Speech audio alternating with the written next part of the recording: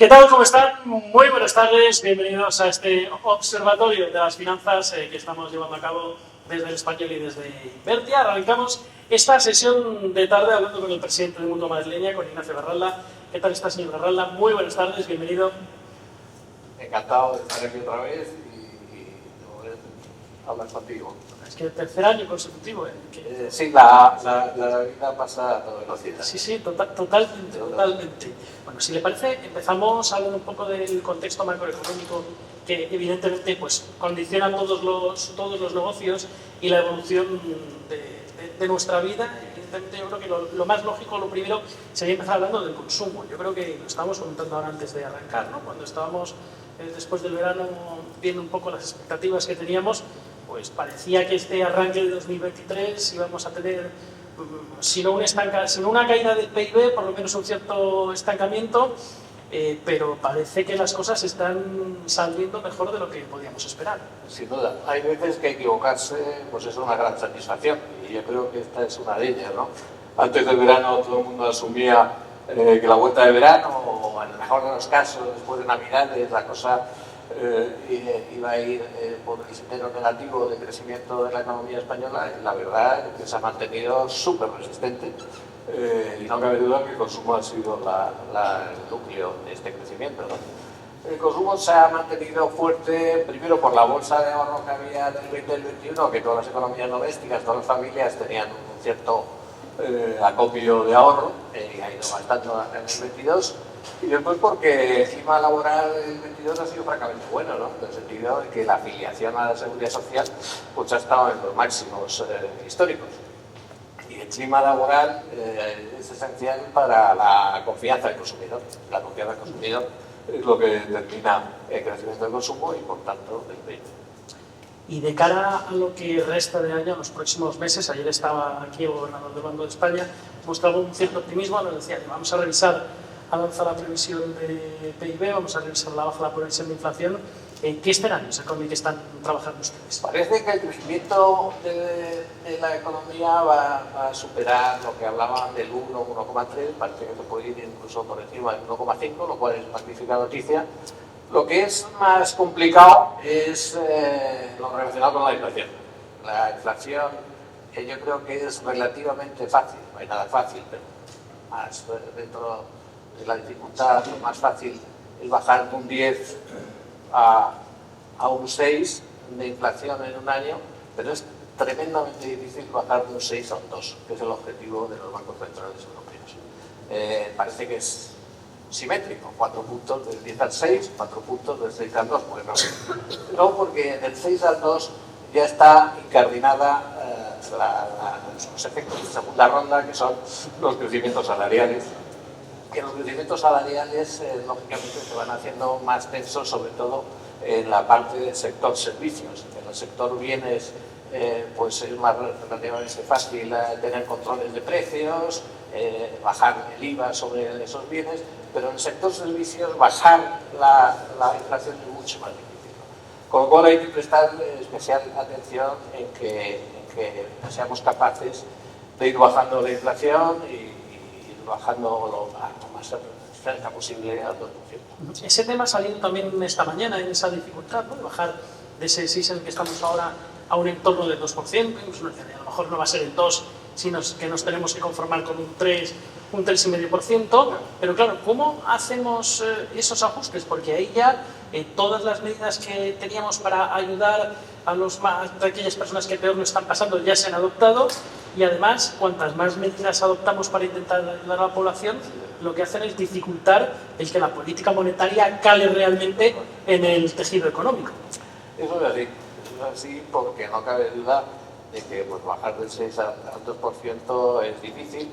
Primero, porque el 2% es una convención que había, digamos, antes del desastre que hemos tenido, entendido por desastre, en la época anterior a la pandemia y a la guerra de Ucrania. Pero es una convención muy generalizada de que el objetivo de todos los bancos centrales, tanto americanos como españoles, es el 2%, españoles y europeos es el 2%. Pero no cabe duda de que el tema de la pandemia y el tema de Ucrania ha obligado casi a que las fábricas y toda la cadena de transmisión esté más cerca de las propias naciones. Entonces hay un cierto aroma proteccionista. Y el aroma proteccionista es pésimo para la inversión, porque cada uno hace sus barreras y eso da mayor peso, o mayor tensión a las negociaciones salariales e implica un cierto aumento de lo que sería una inflación, digamos, normal. Entonces, bueno, cada vez hay más voces que dicen que el 2% no es una regla de oro escrita en una piedra, ¿no? Sino que hay que ponerlo un poco más. Eso por un lado. Y por otro lado, no cabe duda de que la política fiscal de estos años ha sido muy acomodaticia, más que acomodaticia, muy generosa. Y es lo que ha provocado el conflicto con la política monetaria, que está obligando a la política monetaria a subir los tipos de interés como consecuencia de la generosidad de la política fiscal. Esto en el 23 ya se va a acabar, porque la política fiscal para el 24 ya esta generosidad no se predica. Entonces, por lo menos, yo creo que va a empezar un periodo en el que la política fiscal y la política monetaria confluyan y vayan de la mano. Y no como en el 22 y 23, que la política fiscal era muy generosa y la política monetaria muy contractiva. Y en este contexto, ¿cómo van las cosas en Mutua? Van fenomenal. Van fenomenal. Van fenomenal. Como un tiro. Como un tiro. Van como un tiro. Bueno, el año pasado los resultados fueron bastante positivos. No podemos... Fueron muy buenos y el año pasado fue muy complicado para el sector asegurador y para los mercados financieros. Pero vamos, crecimos un 7% respecto a, hemos cerrado 405 millones en el 22 de beneficio después de impuestos, que es un 7% más respecto al 21.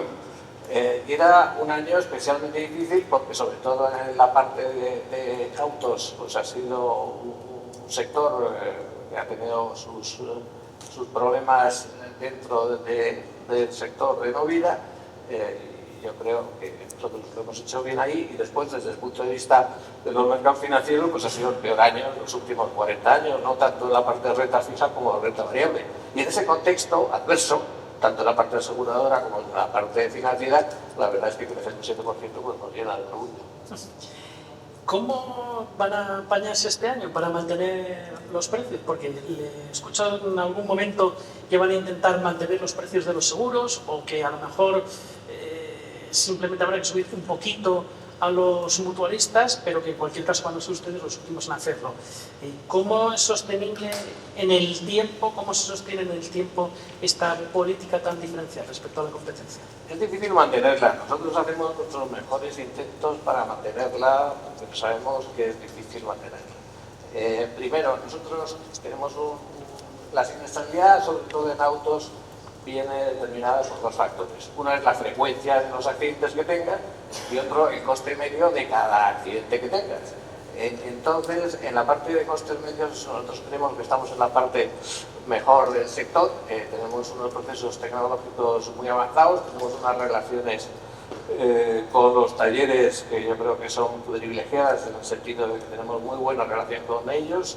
Para nosotros los talleres, más que unos proveedores, son unos socios del negocio y por tanto discurre de una forma muy conciliada y casi amigable la relación con los talleres y eso nos permite tener unos costes medios, yo creo, por debajo del sector.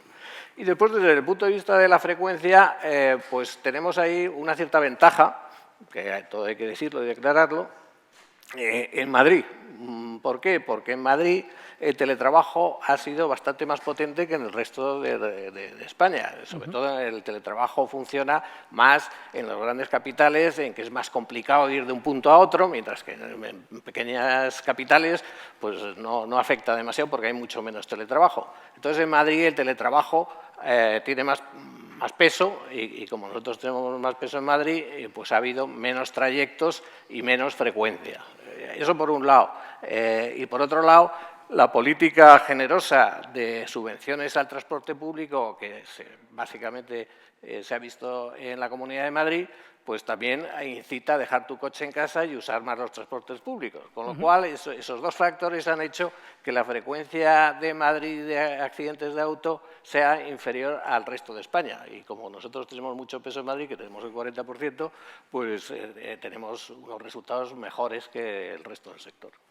El otro día en la presentación de resultados le escuchaba decir que hace 14 años, si me falla la memoria, corríjame, pero creo que dijo algo así como que hace 14 años el 80% de su negocio correspondía al negocio de autos en Madrid y que hoy en día es solamente el 15%. ¿Dónde estaría Mutua si no hubieran ustedes emprendido ese viaje hacia la diversificación?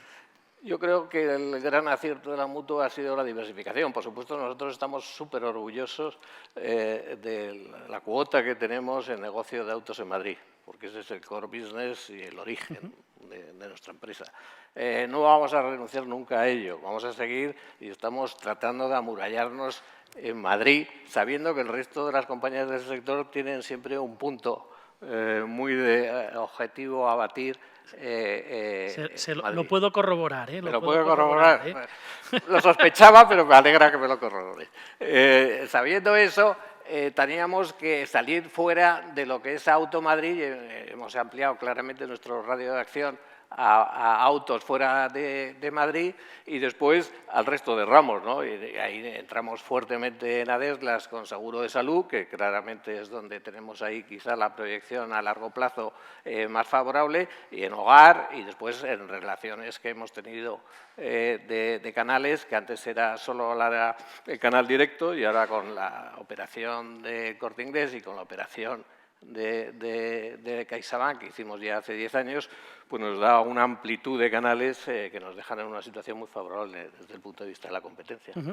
Si nos fijamos en lo que se refiere a la gestión del ahorro, tienen ustedes ahora mismo 18.000 millones de euros bajo gestión. ¿Qué pueden aportar las aseguradoras a los ahorradores, a los inversores, que no estén aportando o que no puedan aportar los bancos? Bueno, los bancos, yo creo que toda la industria ha mejorado sensiblemente en la asesoría a los clientes. Yo creo que MiFID II ha sido un adelanto, una subida de peldaño.